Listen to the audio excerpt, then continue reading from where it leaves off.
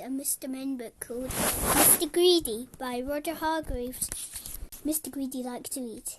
In fact, Mr. Greedy loved to eat, and the more he ate, the fatter he became. And the trouble was, the fatter he became, the more hungry he became. And the more hungry he became, the more he ate. And the more he ate, the fatter he became. And so it went on. Mr. Greedy lived in a house that looked rather like himself. It was a roly-poly sort of a house. One morning, Mr. Greedy awoke rather earlier than usual. He'd been dreaming about food as usual, and that had made him wake up feeling hungry as usual. So Mr. Greedy got up, went downstairs and ate the most enormous breakfast. This is what Mr. Greedy had for his breakfast. Toast, 2 slices, cornflakes, 1 packet, milk, 1 bottle, sugar, 1 bowlful, toast, 3 slices, eggs, 3 boiled, toast, 4 slices, butter, 1 dish, marmalade, 1 pot. When he had finished his enormous breakfast, Mr. Greedy sat back in his chair, smiled a very satisfied smile, and thought that was a delicious breakfast. He thought to himself, "Now, I wonder what would be nice to have for lunch." He decided in order to work up an appetite for lunch, he would go for a long walk. That morning, Mr. Greedy walked and walked and walked. Then he discovered a cave. "That's funny," he thought. "I don't remember seeing that there before." Mr. Greedy, being a curious sort of fellow, decided to explore. He entered a dark cave. Inside he discovered some giant steps leading upwards. Mr. Greedy, being a curious sort of fellow, he decided to climb them. They were very steep and very difficult to climb. But with much huffing and puffing, Mr. Greedy climbed up and up. At the top of the steps, Mr. Greedy came to a door. It was, without doubt, the biggest door that Mr. Greedy had ever seen, and it wasn't quite shut. Mr. Greedy, being a curious sort of fellow, decided to see what was on the other side of that door.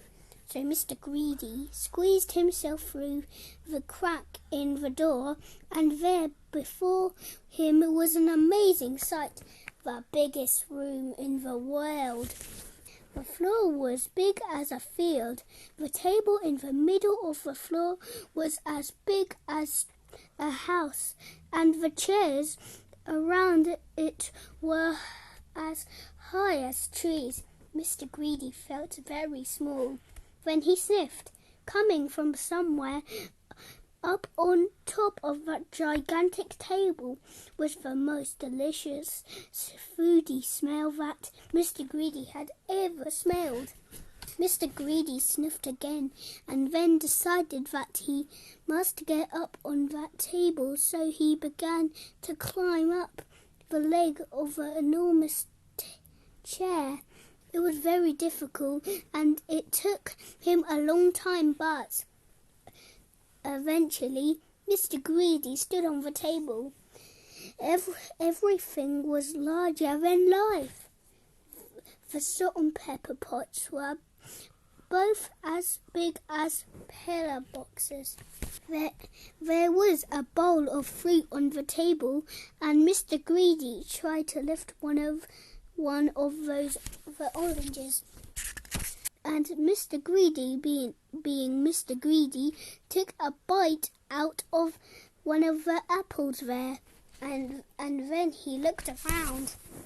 Over on the other side of the table stood the source of that delicious smell, a huge, enormous, gigantic, colossal plate, and on the plate, huge, enormous, gigantic, colossal sausages the size of pillows, and huge, enormous, gigantic, colossus potatoes the size as beach balls, and huge, enormous, gigantic, colossus peas the size as cabbages. Mr. Greedy hurried across the table towards the plate, and being Mr. Greedy began to eat. Suddenly, a shadow fell across the plate, and Mr. Greedy found himself being picked up by a giant, and looking into the eyes of a real-life giant. "And who," thundered the giant, "are you?" Mr. Greedy was so frightened that he could only just manage to squeak his name. "Mr. Greedy," he squeaked. The giant laughed a laugh as loud as thunder. "Greedy by name and greedy by nature," he bellowed. "Well, I think, Mr. Greedy, that you need to be taught a lesson." And what a lesson it was! The giant made Mr. Greedy eat up everything on that huge, enormous, gigantic, colossus plate. When he had finished, Mr. Greedy felt very ill indeed, as if he would burst at any minute. "Now," said the giant, in much a quieter voice, "do you promise never to be greedy again?" "Oh, yes," moaned Mr. Greedy, "I promise." "Very well," said the giant, "then I'll let you go." Mr. Greedy climbed down the table and went out through the door, feeling very fat and extremely miserable. And do you know, from that day to this Mr. Greedy has kept his whole promise. And do you know something else as well? Mr. Greedy doesn't look like he used to look anymore. He now looks like this, which I think suits him a lot better, don't you? So if you know anybody who's as greedy as Mr. Greedy used to be, you know what to tell them, don't you? Beware of giants.